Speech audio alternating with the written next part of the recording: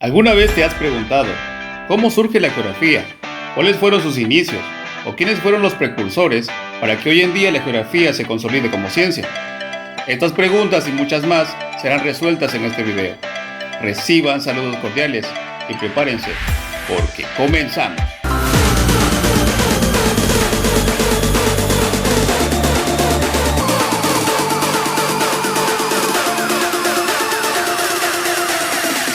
A continuación, analizaremos el contenido número 1 del área de geografía con el grado quinto de secundaria, apoyado por el docente Josué Canaza Rojas, cuyo contenido es la historia de la geografía, la cual estará desarrollada en las diferentes edades, tales como edad antigua, edad media, edad moderna y edad contemporánea. Para ello es importante preguntarnos, ¿qué es la geografía? Es así que nos dirigimos a su origen etimológico, la cual proviene del griego, donde geo significa tierra, grafos, descripción. Realizando la unión de ambos términos, tenemos como resultado la descripción de la tierra o estudio de la tierra. Por lo tanto, la geografía como ciencia se encarga de conocer, entender y predecir la actividad humana sobre la tierra. Es por ello que estudia las huellas de los seres humanos que han dejado y dejarán sobre la Tierra, como también el proceso de transformación de la superficie de la Tierra, donde el hombre es un ente transformador, pero también es transformado por los elementos que la conforman, que interrelacionados animan la vida. Ya que el pensamiento también transforma el espacio geográfico, es así que para entender las huellas del hombre debemos entender su forma de pensar y de relacionarse con el espacio. Ahora entonces, ¿para qué sirve la geografía? Bueno, por medio de la geografía se estudian diversas temáticas, especialmente aquellas que involucran la interacción del hombre con su entorno, pues esto constituye su objeto de estudio. La geografía también nos ayuda a analizar y a entender las lógicas que rigen los fenómenos terrestres a distintas escalas, sean estas local, regional, nacional o incluso mundial. Ahora, los especialistas de esta ciencia son los geógrafos, los cuales son científicos e investigadores que se encargan de estudiar la relación del hombre en su entorno, el análisis espacial de fenómenos naturales y humanos, el estudio de territorio del lugar a la región y la investigación de las ciencias en la Tierra. Es así que en la actualidad, la geografía se divide en dos partes. Por un lado, la geografía general y por el otro, la geografía regional. La geografía general se divide en dos ramas, la geografía física y la geografía humana. Dentro de la rama de la geografía física tenemos las siguientes especializaciones: geomorfología, climatología, hidrografía y biogeografía. Dentro de la biogeografía se encuentra la fitogeografía, la cual estudia la flora, y la zoogeografía, encargada de estudiar la fauna. La geografía humana tiene las siguientes especializaciones: la geografía poblacional, ya sea esta rural o urbana, la geografía económica, la geografía política y la geografía histórica.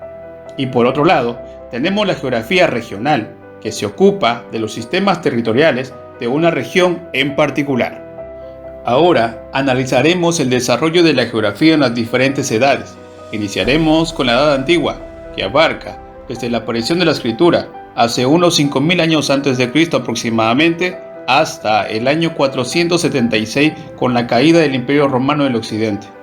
Desde los primeros siglos de la Edad Antigua, los pueblos egipcio, cretense, babilónico y fenicio registraron en tablas elaboradas con arcilla sus primeras observaciones acerca de la superficie terrestre. Dentro de los acontecimientos más importantes que ayudaron al desarrollo de la geografía en la Edad Antigua se encuentran los viajes de los fenicios y los conocimientos de los griegos. Ahora veamos el viaje de los fenicios. Las ciudades fenicias estaban rodeadas de montañas, lo cual hacía difícil las comunicaciones por tierra, y estaba casi acorraladas por los imperios poderosos, tales como el asirio, el hitita y el egipcio, y más tarde por los persas. Esto hizo que el mar fuera su salida natural.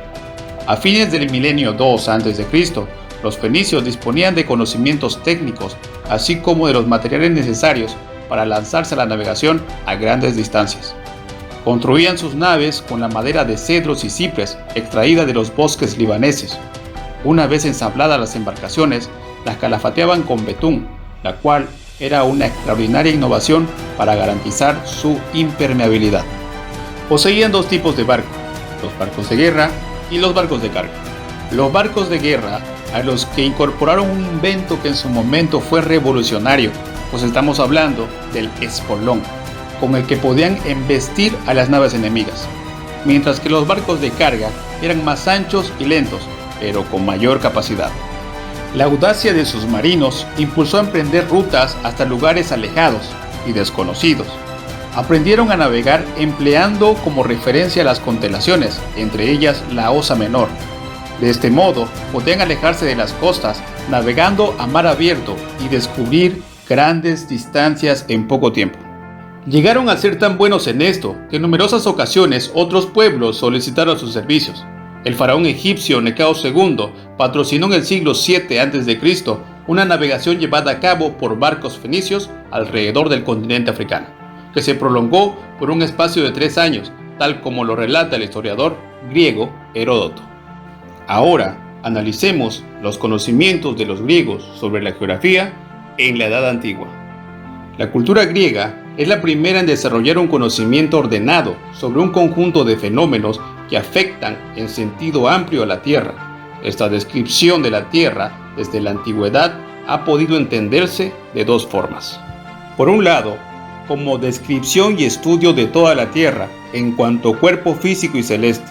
Es importante resaltar que en la Edad Antigua la teoría geocéntrica era la más aceptada hasta ese entonces, la cual indicaba que la Tierra es el centro del universo y que todos los astros, incluidos el Sol, giraban en torno a ella. Esa teoría fue formulada por Aristóteles y estuvo latente hasta el siglo XVI. Esa versión fue completada por Claudio Ptolomeo en el siglo II a.C. en su obra El Almagesto.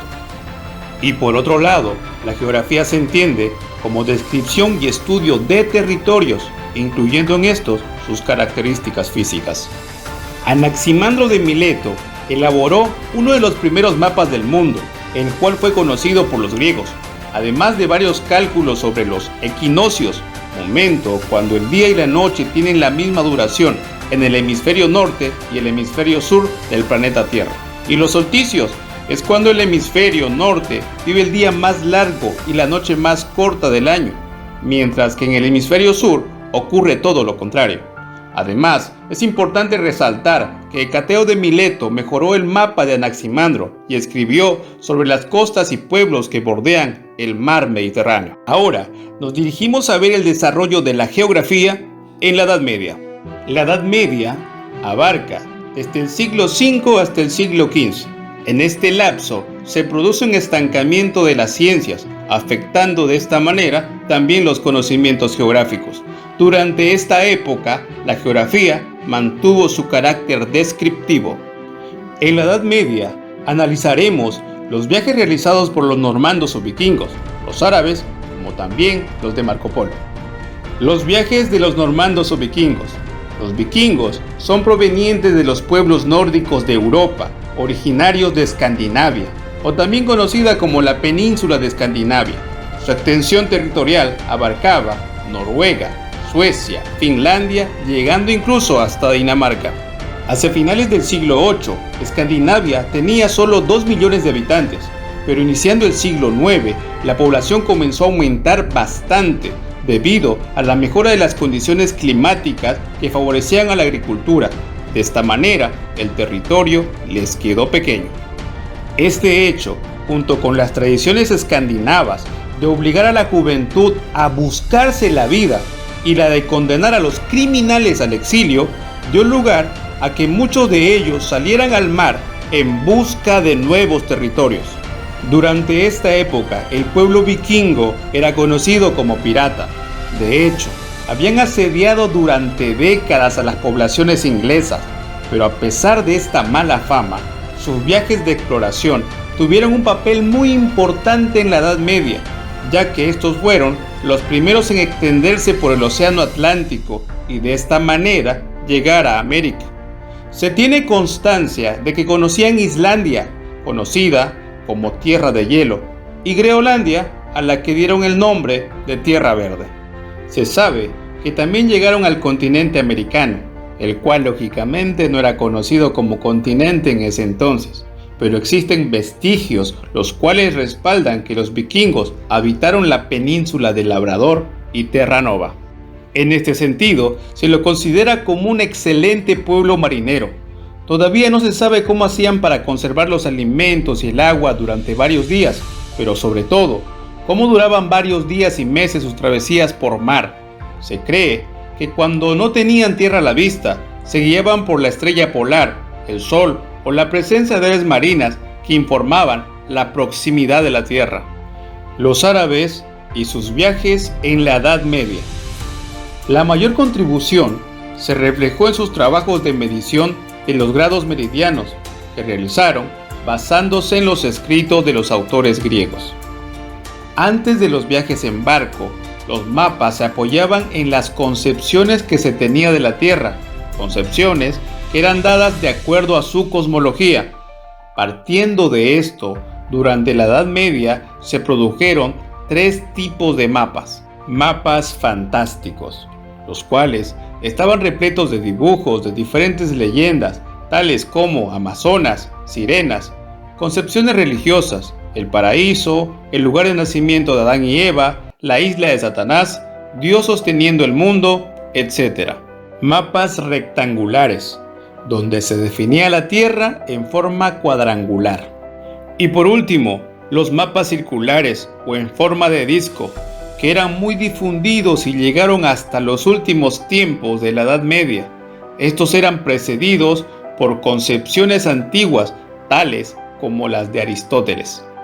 También hace mención a los portulanos o cartas de compás, que en pocas palabras eran mapas que tenían muy bien descritas las costas.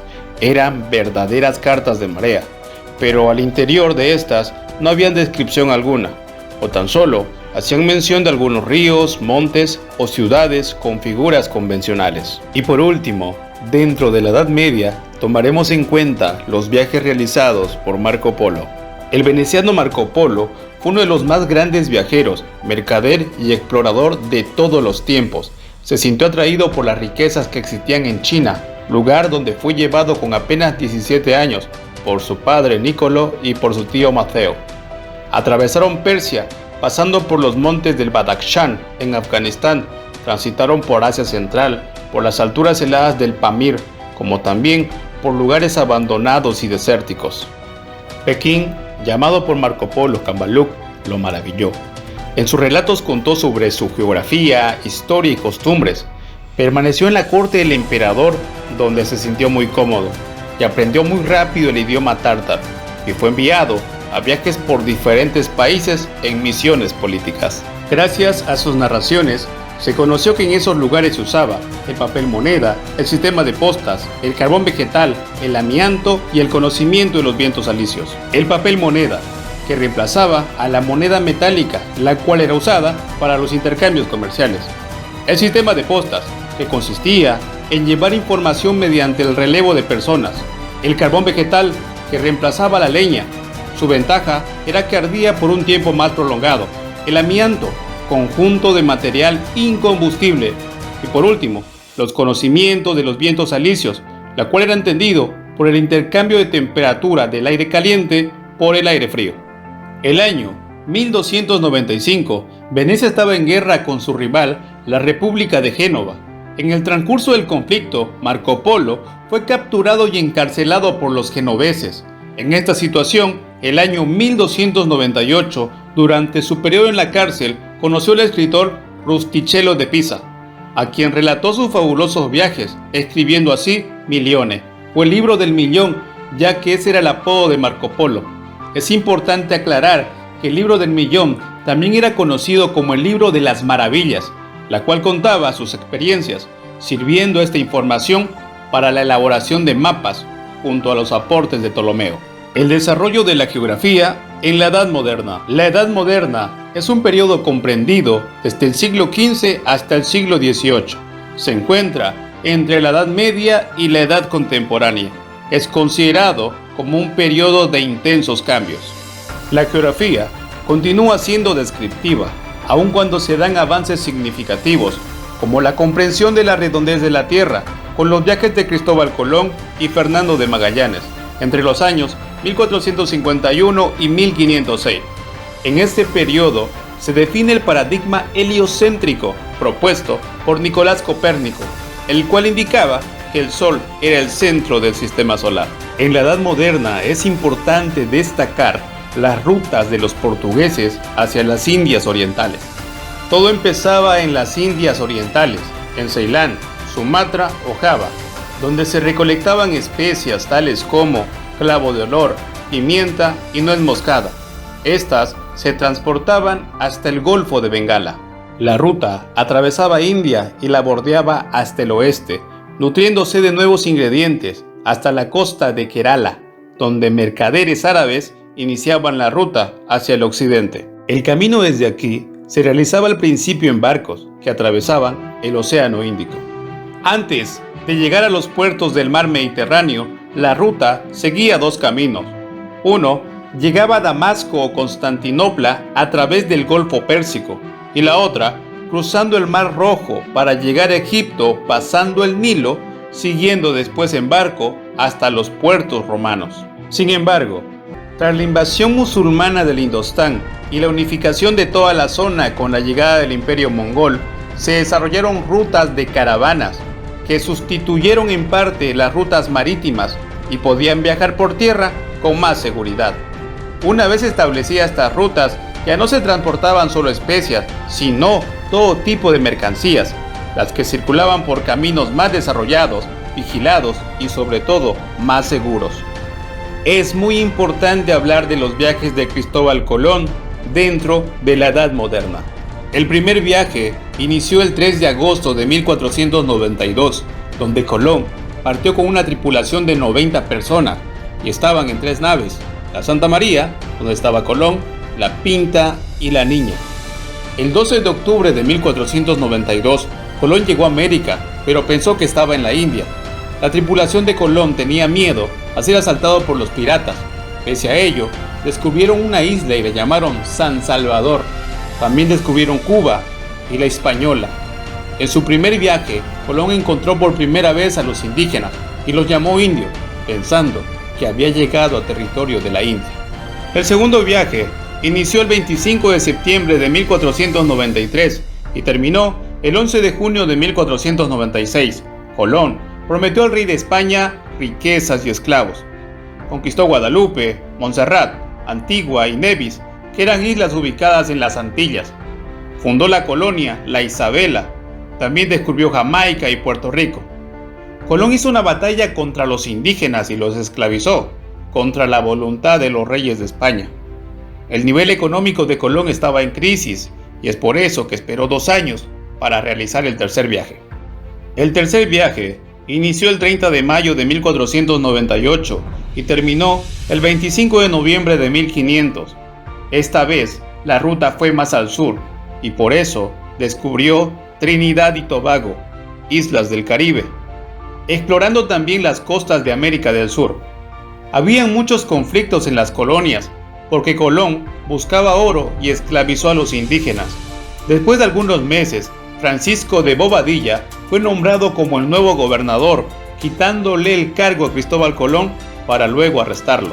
El cuarto y el último viaje inició el 9 de mayo de 1502 y terminó el 7 de noviembre de 1504. Fue nominado el Alto Viaje. Colón partió con 4 flotas, la Capitana, la Gallega, Santiago de Palos y la Vizcaína. Colón exploró las costas de América Central, entre Honduras y Panamá, porque quería demostrar que allí existía una ruta que lo llevaría a China. Después de algunos meses, lamentablemente se puso mal y tenía que volver a España. Viajes de Magallanes y Elcano.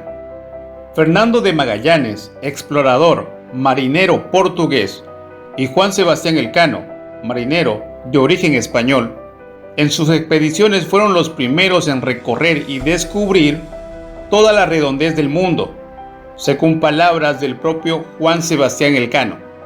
Esto ocurrió entre el año 1519 y 1522, cuando los medios de navegación eran todavía increíblemente rudimentarios y la vida a bordo en aquellas primitivas naves carecían de cualquier comodidad y seguridad. Además, se trataba de un viaje a lo desconocido, que no iba a contar con la posibilidad de recibir auxilio, ya que era una ruta peligrosa. La expedición sale del puerto de Sanlúcar de Barrameda, España, el 20 de septiembre de 1519 y el 27 de abril del 1521 asesinan a Fernando de Magallanes en la isla de Mactán, Filipinas. Finalmente, el 6 de septiembre de 1522, Elcano completa la travesía y llega a España. Y es así que llegamos a la geografía en la Edad Contemporánea. La geografía contemporánea inicia en el siglo XVIII con el estallido de la Revolución Francesa y se extiende hasta nuestros días. En este periodo, la filosofía dio una valorización a la ciencia y extendió su método científico a otras disciplinas. En esta última etapa de la Edad Contemporánea, analizaremos los viajes de Alexander von Humboldt, Charles Darwin y la conquista de los polos. Los viajes de Humboldt. El naturalista y explorador alemán Alexander von Humboldt inició su viaje el año 1800, donde recorrió el río Orinoco. Continúa el año 1801 en Cuba y Colombia, posteriormente el año 1802 en Ecuador, donde asciende y describe las zonas biogeográficas de los volcanes Chimborazo y Pichincha. Continúa luego en Perú, donde estudia las corrientes marinas frías de sus costas, que hoy en día llevan su nombre. El año 1803 visita México y 1804 los Estados Unidos de Norteamérica. Los viajes de Charles Darwin. Fue un naturalista británico que llegó a Brasil en el año 1832, donde recorre parte de la selva amazónica. Continúa luego en Argentina, donde realiza estudios paleontológicos en La Pampa, Argentina, y en base a sus investigaciones descubre la cruel matanza de los indígenas. Posteriormente, se dirige a Chile y su estancia en ese lugar transcurre entre los años 1834 y 1835. En ese tiempo, realiza una excelente descripción de varias unidades geológicas, principalmente de Magallanes. Estudia fósiles marinos en las alturas de los Andes, presencia de erupciones volcánicas, movimientos sísmicos y observa los efectos de un maremoto en Talcahuano. Su descripción de la terraza marina de Coquimbo, la Serna, fueron parte de su expedición. Al continuar su viaje al norte, el barco Beagle, en donde se transportaba Charles Darwin, pasó por Perú y por las Islas Galápagos de Ecuador, donde sus observaciones a la fauna constituirían la evidencia central de su futura teoría, la evolución biológica por descendencia con variaciones y selección natural. Y para finalizar, la conquista de los polos era el trofeo máximo que se quería obtener en la edad contemporánea. La conquista del Ártico o Polo Norte. Fue una travesía a la conquista del Polo Norte, ya que surgieron varios personajes atribuyéndose dicho título.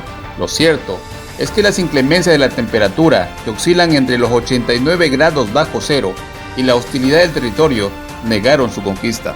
La historia se remonta a la primera mitad del siglo XIX, con las expediciones de Fridtjof Nansen, el cual era explorador y científico de origen noruego. Lamentablemente, no tuvo éxito en su misión.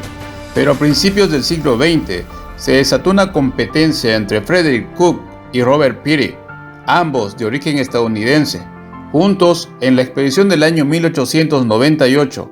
Aunque fracasaron en su intento de llegar al Polo Norte, lograron hallar el Cabo Jesup, el punto ubicado más al norte de Groenlandia.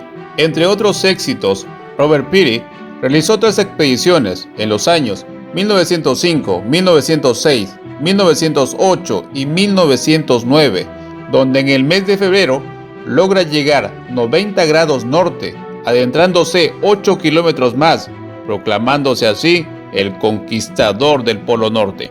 Mientras que Frederick Cook afirmaba que en el año 1908 había logrado avanzar al norte de Groenlandia por más de 14 meses, arriesgando su propia vida, y que su recorrido tenía como resultado la conquista del Polo Norte.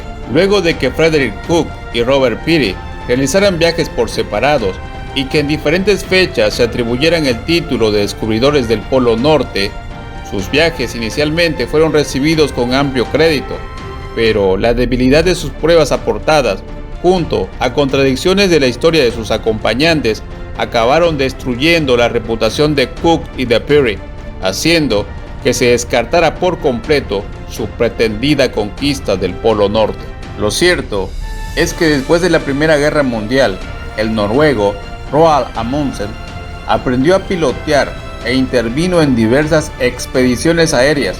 Es así que el 12 de mayo de 1926 participó en el primer sobrevuelo del Polo Norte al mando de Humberto Nobile. Ahora veamos la conquista de la Antártida, o más conocida como el Polo Sur. La conquista del Polo Sur, una de las más dramáticas competencias que había emprendido el ser humano. La historia comenzó después de la llegada de Frederick Cook al Polo Norte. Roald Amundsen, de origen noruego, había estado en varias expediciones en el Polo Norte y al observar la repercusión mediática de la hazaña de Cook, quiso convertirse así en el primer hombre en conquistar el Polo Sur. En octubre del año 1911, los dos exploradores, Robert Scott, de origen británico, y Roald Amundsen, de origen noruego, partieron con sus respectivos grupos rumbo al Polo Sur. Por un lado, Amundsen hizo varios viajes previos con el fin de almacenar alimento a lo largo de la ruta para después dirigirse con sus trineos empujados por perros. Por otro lado, Scott preparaba sus trineos a motor, caballos siberianos y perros. El 14 de diciembre del año 1911, la victoria por la conquista del Polo Sur fue para Amundsen. Llegó 34 días antes de la llegada de Scott, el 17 de enero del año 1912. La diferencia entre los dos exploradores fue que Amundsen volvió sano y salvo, mientras que Scott no tuvo la misma suerte. Se rompieron los trineos a motor, los caballos tuvieron que ser fusilados, los perros fueron de gran apoyo para Scott y el resto del equipo tuvo que movilizarse a pie. Cuando llegaron al centro del Polo Sur, se enteraron que Amundsen ya había llegado antes. Y a su retorno, las características climatológicas eran realmente malas. Los miembros de su equipo iban muriendo en el trayecto y más tarde, una tormenta atrapó y cegó la vida de Scott. Solo sobrevivieron 2 miembros del equipo, los cuales llegaron al campamento base. Un año después se encontró el cuerpo congelado de Scott. Mientras tanto, Amundsen estableció un exitoso negocio y en el año 1926 se convirtió nuevamente en el primer explorador en sobrevolar el Polo Norte. Y es así que de esta manera se logró comprender el estudio de la geografía en el transcurso de la historia. Reciban saludos cordiales y hasta un próximo reencuentro.